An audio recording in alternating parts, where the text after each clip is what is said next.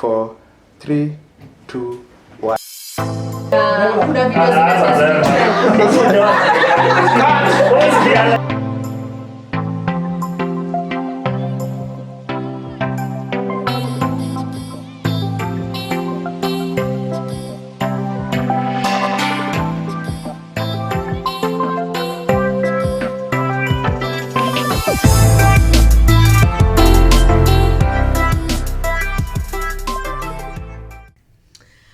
So guys, there's a conversation that has been going on. Hata si conversation really, ni memes zimekuwa zikitumwa za light skin guys versus meme zenye zimetumwa za light skin guys versus wanaitwaje melanin ama ni dark skin guys. Tall, dark and handsome, call them that. Okay, sawa, tall, dark and handsome. Mmeona gani? Nimeona moja light skin guy ana train boxing but amedandia kitu ameihamu sawa Mwana gali karo Steph alikuwa anasema sawa na ya kuswing. Kuna mtu ameona ya kuswing yenye anaanguka So Vishal, as the only light skin person in this place, experience kumekiwa fan of cause you're light skin? Not really. Sisema nime experience that feeling, lakini mimi challenge nishaipata ni moja.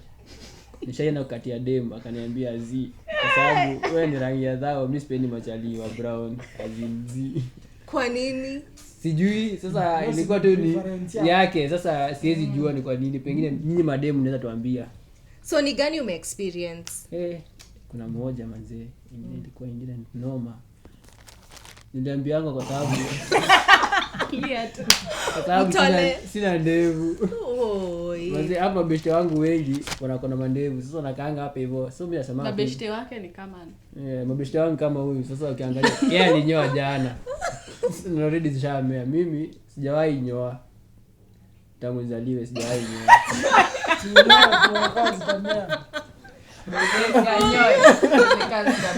Okay. So Zale, how would you define body shaming? Okay, I think kulingana na Kenya Vishal amesema his first example, that's not actually body shaming. Hiyo ni preference ya mtu. So body shaming ni kama like someone constantly attacks you for how you physically are. Tuseme kama mimi nimeshaiambiwa tena with people so close to me, umekonda kwani haukulangi, and I eat like normal meals like 3 times a day nini hadi nilifika point punguze basi jaribu moja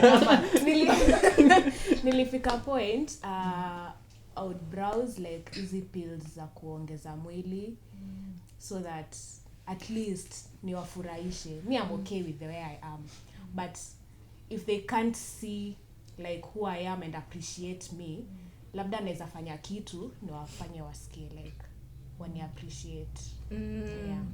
Steph, msa yangu ni opposite ya Zale.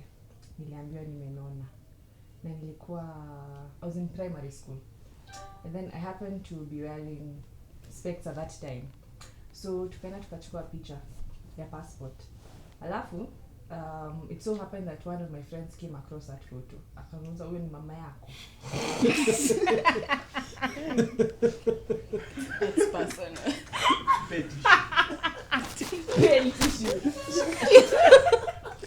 But anyway, yes.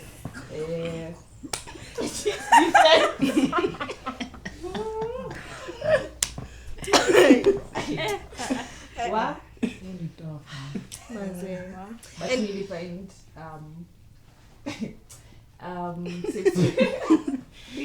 space yangu after that ilikuwa kujoin football. I was the only girl playing football then. So yeah, it's vitu you happen. But imagine there's someone who's going through this at this particular time. They are constantly being made fun of something that they cannot even be able to change. Caro, ushai try to change anything that someone has ever commented on? Okay, yangu ni funny but sijui kwa nini nasikia kucheka. Ukiangalia miguu zangu hata nizelewa easy like I don't know, sijui kama sikuzaliwa hivi but at some point my toe zilitani hivi, unaelewa, sinaona like hapa kuko na kona. Mi sikuwa nishai notice, by the way I thought my toes ziko tu the normal na za wengine until I met this guy.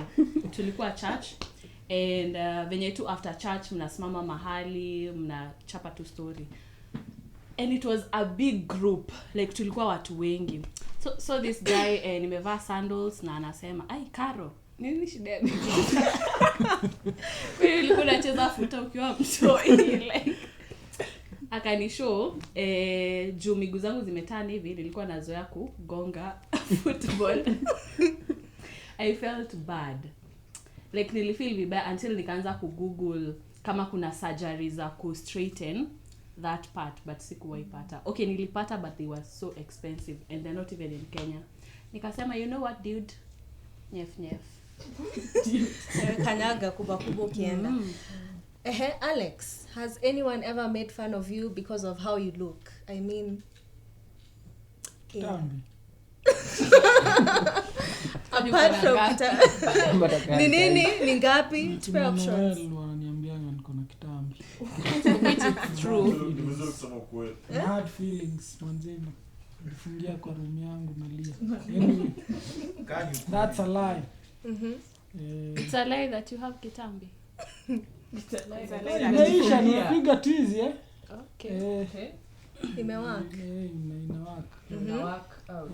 So what was the question again? How have people made fun of you? What have people made fun of you about? The hair. The hair. Ooh. So nimezoea siwezi ita body shaming but kuna raia niuzianga bangi kwa stage.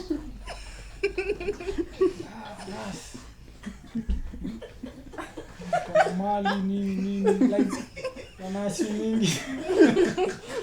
Mimi ni msee, mimi ni msee. Nilima. Yo. Yeah. Okay. But sijali kwa sawa na mimi.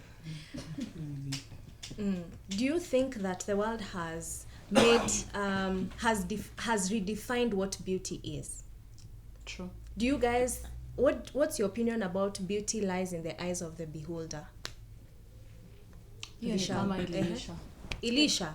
Like there's a certain way for men they have painted a picture of a lady and there's a certain way ladies have painted a picture of a man. Kitambo enzi za kina mama zetu, like it wasn't a big deal that you don't have thy kingdom come or big behind, you know, but squeezy. It's a big deal. If you don't have the curves, By the sijui way. tuko WhatsApp gani hiyo ya my ladies. If you're not tall as a guy, if you don't have beards, if you don't have there's a certain way that the world has just shown us that this is how a beautiful lady should look like. This is how a beautiful or a cute guy, a handsome guy should look like. And thanks Zale for pointing it out. Like right now there are so many pills that are being sold to do these things. Na tumeona madem zime backfire. True. So what would you tell someone like that? What would you tell someone who's really struggling to accept themselves and they are in a space where everyone around them is constantly reminding them that they are not beautiful because they're not beautiful based on their opinion? There's this thing that I do. I take selfies every single day, and that reminds me that huyu mwenye unaona, that's you, and are you happy with the way you look? And it makes me feel like enyewe mi ni mpoa, like mi ni beautiful and this is me. niko tu sawa, so whatever that other person feels about me, I don't mind. Hiyo ni opinion yake, and everyone has a right to his or her opinion. So yeah, like just keep on taking those photos, selfies, go for photo shoots, like do whatever. Like ukipiga selfie 200 na bado unaweka Facebook pale links mbili. Hapana, si lazima upost, like just do it for yourself. For you. You're not doing for other people to see, you're doing it for yourself. like before you give an opportunity for people to talk about your body, you have already made peace with how you look and like. accepted yourself. And Vishal, what would you tell the guys? For me, one thing that I will say, when it comes to lazima ujijue, besides kuruhusu msee mwingine kupatia identity yako, kwa sababu kaa saizi God made to create different. God na alikuwa na purpose yako. The reason why alinimake mimi nikuwe light skin, the reason why alimake msee mwingine akuwe mdark, the reason why alifanya msee mwingine awe kibonge, mwingine akuwe slender. Alikuwa tuna purpose na alijua the reason why amekumake hivyo is to achieve your specific assignment kwa hii life. So ukitaka kuwa kama msee mwingine utakuwa na pursue identity yenye sio yako.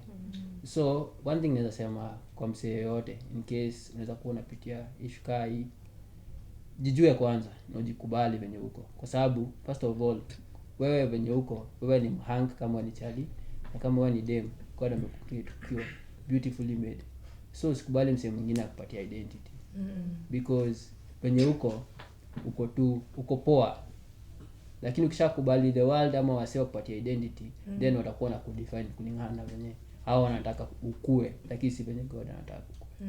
So we need to we need to choose the voice that we listen to. Yes. Yeah, that reminds me of the voice of truth. Yeah, there's a song about that. I have forgotten which one it is. Anyone who has anything to add before we move on from that? It is just a reminder. Yes. The girl in the magazine doesn't even look like the girl in the magazine. Sijui kama mnajua saying. Don't leave me. Don't leave me. That's Yes, true. So I think society tunaishi saa hii, kila kitu iko defined na media, especially social media now that it's big. In an era ama age ya Instagram models and influencers, tuna get mostly madem. Yes, machali kuna wale wana conform, but mostly ladies wana try to look up to them ama to look like them, since wanaka all cool, wana travel places, wana take picture in bikinis. So I think hao ndio tuna look up to kama role models wetu ama kama wase wenye wanatu influence. So tunajiget kwa hiyo situation ya kutaka kukaa hao, na in the process cases za vitu kama depression zina rise juu unataka kujikompare, unataka kukaa kama hao wase, unasahau venye Vishal amesema uliumbwa uniquely, that uko beautiful vile uko, na kuna watu wata appreciate beauty yako in the right time. The right people will appreciate your beauty. So hiyo comparison hiyo ina steal joy. Wanasemanga comparison ni ina steal joy ya watu. So usijistress juu umeona sijui influencers nini TikTok.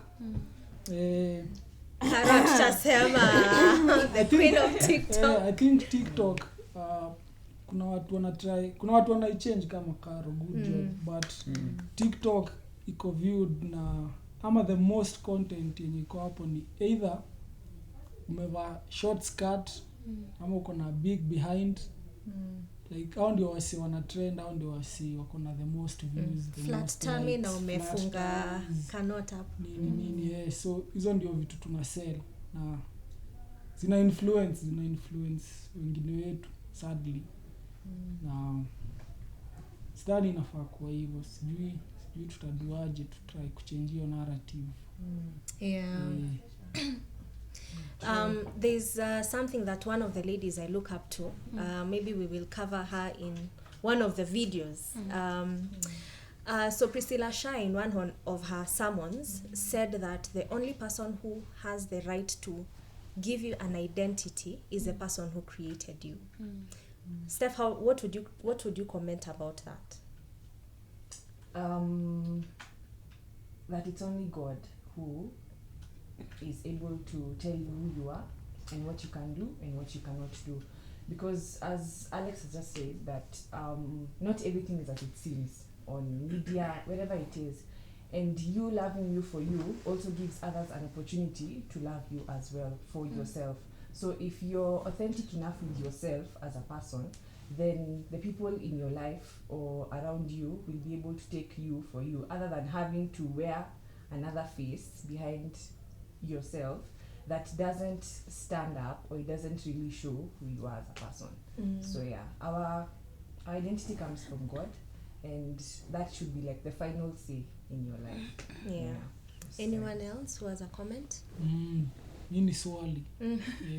Tunadu nini ku make sure especially when your society ina influence vitu that na try to change that narrative. Yeah, how we view beauty, how we view most things. Cause tuko kwa hizi media sisi wote.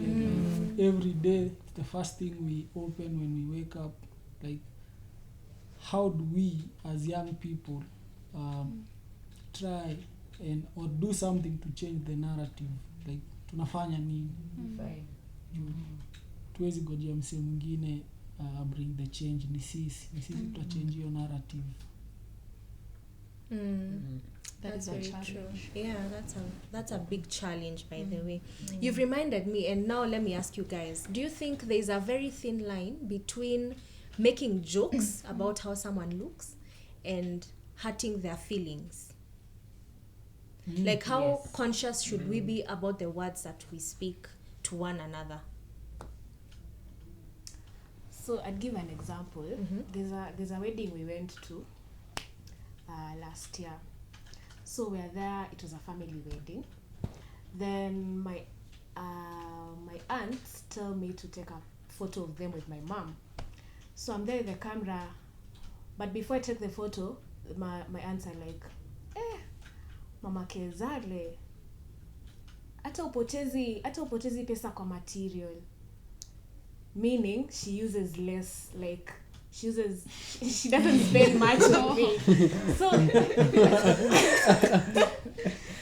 and then they were there laughing. So my mom didn't say anything. So niko hapo like, okay, ikitu imenihit sana. Like there are people close to me. Si watu nili expect waseme kitu kama hiyo. So maybe walisema like a joke, but me nilichukulia personally. To date, I had a discussion with my mom, and I reminded her because she had forgotten. I was like, Mom, this and this day, this and this happened. She was like, don't mind them, labda ilikuwa joke. So kuna sisi wenyewe kama victims, like you as a victim, wezi differentiate at some point.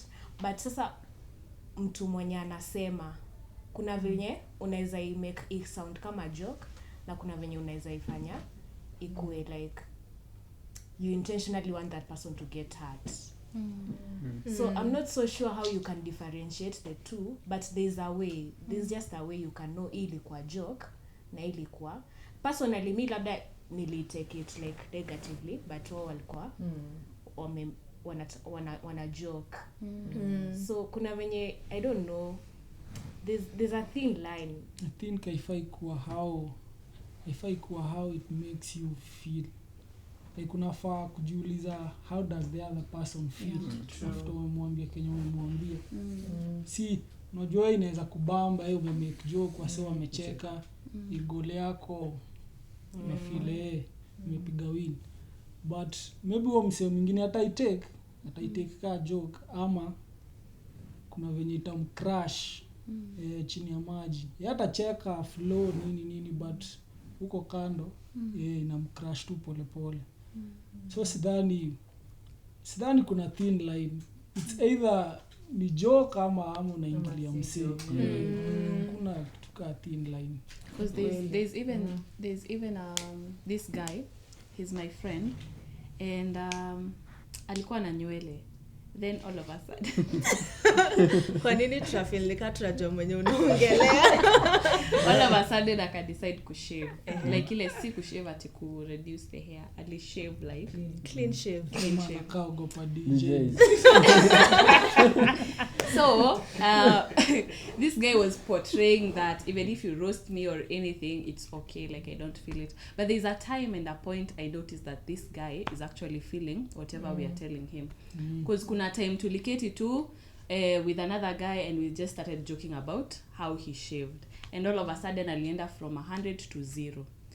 And I don't think that this friend of mine atawai tikia kushave tena clean shave, because tulikuwa tuna have hiyo conversation, akasema oh no, hata nataka kumesha hii part ya nywele niweke tu dread.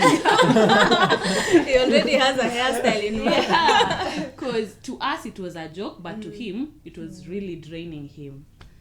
I think nime experience hiyo sana wase like what a flow with the jokes but you can tell ama unaweza ongea naye kando kuambia by the way siku like venye nani alisema hivi na hivi kunihusu. But to them hao wanajibamba nini. So tunafaa tuwe very careful na vitu tunasema to people. Tunafaa tuwe words zetu tusikue tuna hurt wase unknowingly, especially unknowingly. Pia inalingana na level ya kuzoeana na msee. Kama mimi Kimaro niambia niko na kitambi, siwezi feel ni hiyo ni normal. Mimi nitamvuruga nimwambie nini but kuna msee akiniambia nitafeel chief sasa umeanza kuniattack. Maybe sitamwambia but nitafeel I'm not close to you. Why? Story hizo hapo, we are not that kind of friends. Kuna kenye na come through saizi Alex akiongea hivyo. One thing that is clear for you to be able to differentiate between kuingilia msee na joke ni kujua msee. As in you must be intentional with somebody. You can't just start busting msee from nowhere. Kwa sababu hujua msee pengine hiyo ndio kinyuta break. Pengine amekuja hapa hivyo kwa sababu ame-experience that thing penye alikuwa. So it's up to you before you make hata hiyo joke, kwa sababu unaweza isema kama joke lakini end up kuwa iende the other way around. Ni kujua msee. Kasa hizi nikibonga na wewe nitajua to what extent sitapitisha, because ndaweza kujua read the mood, ndaweza kujua venye ume react to your situation. Kwa sababu kasa hizi naweza ambia Alex kuna kitambi. Tutajoke naye kwa sababu sisi ni memorial. But kuna msee wa nje hawezi kuja kumwambia uko na utambi kwa sababu tu kwanza ulionea wapi ama umejua aje. Kwa sababu initially hakuwa anajua kama ako na utambi ama hakuwa nayo. Ama hawaja born to that extent ati unaweza mwambia sad jokes. Wewe sina kitambi. Sitamani na hizo story.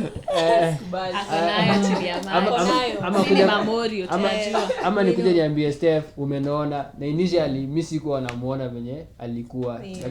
So it's up to us kubond na msee before we make your joke, kwa sababu unaweza break msee out of it upate like umemweka kuishi kwa circle nyingine ama kukulenga kabisa. Na totally kuna kitu yenye especially at this moment wase wanapitia through mental health issues. Unaweza pata msee hata kwa church setup ama kwa mabeshte wake waenda kubreak kabisa other than kumbuild. Unapata unasemanga msee tulikuwa na yeye after hii scenario alienda akacommit suicide. Utakuwa unajiulizanga what happened, si tulikuwa hapa hivyo, si angebonga tu issue yake tungeisolve. Lakini probably ni sisi ndio tuliweza kulead hiyo situation kukua worse. Probably kuna words zenye tulisema zikamtrigger to an extent. Kuna pengine issue yenye alipitianga in life ikatrigger that moment, ikakuwa tu ikabidi tu akasnap. Na sidhani pia ni only in person.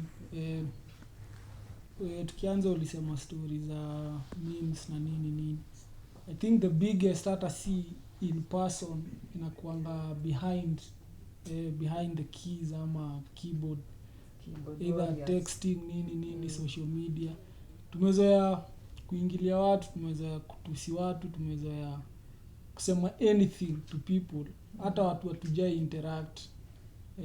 I think sad thing ni mostly sisi Christians tunakuanga in the front line, sorry to say, ya kusema hizo vitu zenye zinaweza watu. Sisi uziita savage semanga hiyo msee ni savage but msee si savage, msee ni disrespectful to people, msee ni like hangali like ni either ego yake kuna kitu anataka kufulfill ndani yake, ako na issues zake so anazi bring out through hiyo keyboard but anaenda kwa msee mwingine. So tunafaa tuwe very careful when tunatumia platforms zetu za social media and all that, na vitu zenye tunaambia watu behind the message of a keyboard ama atujui watu vizuri. We don't know what people are going through, what people are battling. Juu naweza kuwa na issues kwa familia then umekama hapo kwako ni a normal joke but the only place maybe you're the only place na find ako kabisa. So the minute umeniambia kitu kaa hiyo the only remaining place yenye nilikuwa na find hiyo peace haiko. So I have nowhere else to go. Hapo ndio tunaanza kuwa na vitu kaa hizo depression, suicidal thoughts, nini. So let's be very careful how we use social media and all those platforms. And thank you guys for this. Has been a very a session where I have been personally called out as a Christian, you know, as a human being, that I need to, you know, the basic commandment, love the Lord your God with all your heart, all your mind, all your body, all your strength. And number 2, love your neighbor as you love yourself. So even as we are careful about the words that we tell each other, remember that your representation of one, the God, the one true God.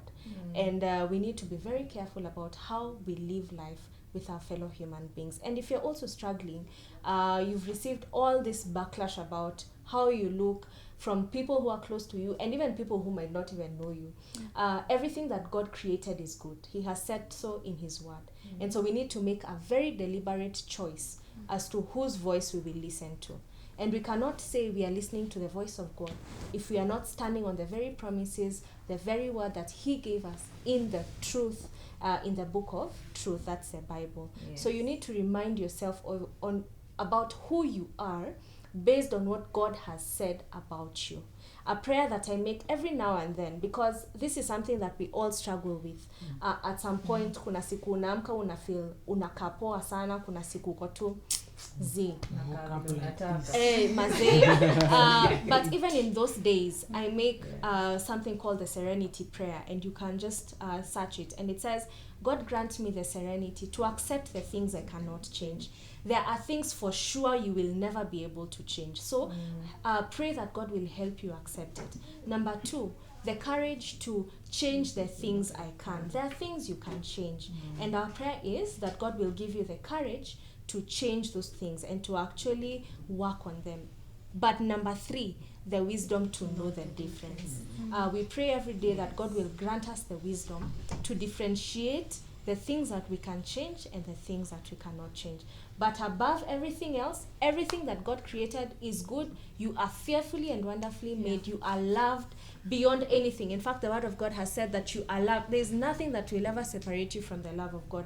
Not even how you look. That is hata si a drop in the ocean. That's the least thing that God would consider to love you because of. So please be encouraged. We are here. If you need anyone to talk to, just look for us on Instagram and YouTube, and someone is waiting to respond to your DM. All right? How do we check out, guys? Like this. We are done, guys. Yes. We would love to hear your stories. If you've experienced this, please just comment below. Share a comment below, and as we continue encouraging one another in this particular life. Peace. Bob Marley out.